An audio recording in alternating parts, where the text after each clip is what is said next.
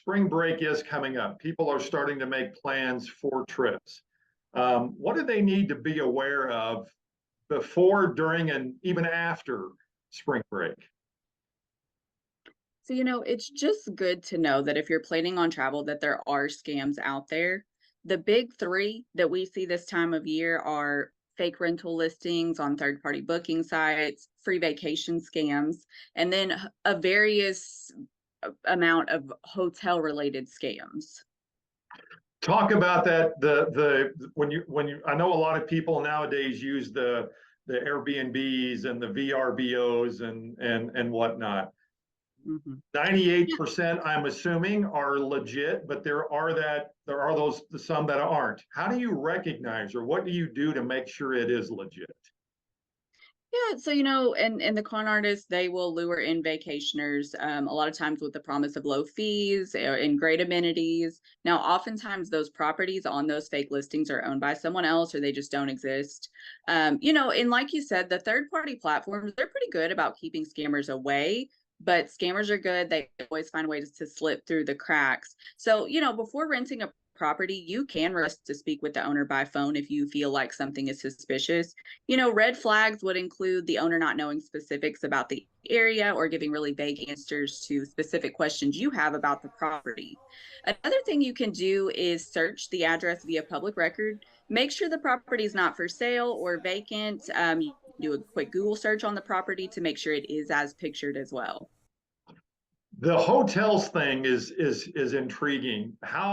What's the red flag here? What are you trying to tell people about when they get into hotels?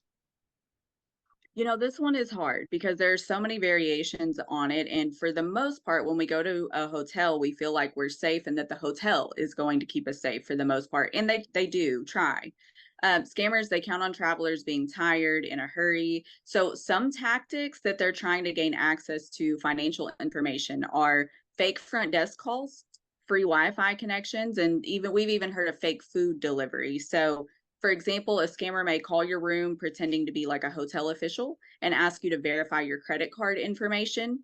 Now, another one is you will try to connect to Wi Fi once you get into your hotel room. You'll see a free access point that's labeled with the hotel's name. And unfortunately, a scammer can use this tactic to gain access to your device and the information on it. And then, fake room service, food menus delivered to hotel rooms. So, one we've heard in this variety is when a traveler calls the phone number and orders delivery, they collect their credit card information and the food is never delivered. So, what consumers want to do is just verify everything. If you feel like something is suspicious, especially if you are off in some kind of way, if you're tired or you've been rushing around, analyze everything you see and you have around your hotel room. Call the front desk directly if you have any questions. See if they've heard of this food delivery service, or if there is, any questions, the concierge there should be able to answer them and send you to the correct resource. I would imagine that hotel management, they're aware of this and they're doing what they can to keep this from happening. Yeah, we believe so. And again, this is just something, it's not necessarily as common as like your free vacation scams and stuff like that, but it is happening and it's picking up in frequency, especially those free Wi-Fi connections. So it's just important to know. The people at the hotel get busy just like we do. So if anything feels off, you just kind of have to scrutinize every little bit, especially when you're traveling or preparing for travel. All right, talk about this free vacation thing. What's this all about? So, I think most of us are aware that nothing is truly free, but it can be tempting. And a lot of times those offers are really convincing. So it's good to remind your friends and family, especially the younger generations that maybe haven't traveled as much, that free vacations almost always have strings attached or could be outright.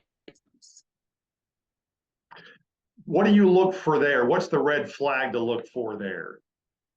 So I think the word free, nothing is free. So if they're offering free, you really need to dig into the fine print, ask a lot of questions. Why is this vacation free? What information do you need from me? What will you need on the back end of this free vacation in order for me to get this gift? It's interesting because you have a college age kid, and I'm not, making fun of them, but they're anxious. They're in a hurry. They want to get this reservation booked. They may not dig as deep as they probably should.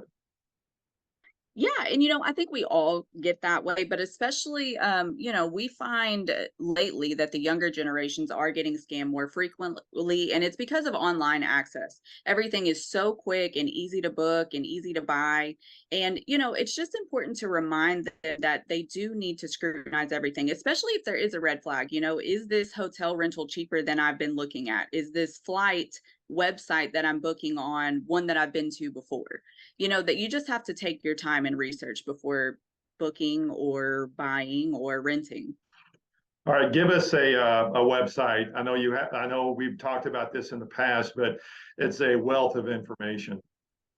Yeah, check us out on bbb.org. We have a full blog resources. We also have a full microsite dedicated to travel tips and scam alerts and all of that. And it's bbb.org/travel. All right, Kara, thank you so much. Appreciate your time. Yeah, thank you. I sure appreciate it.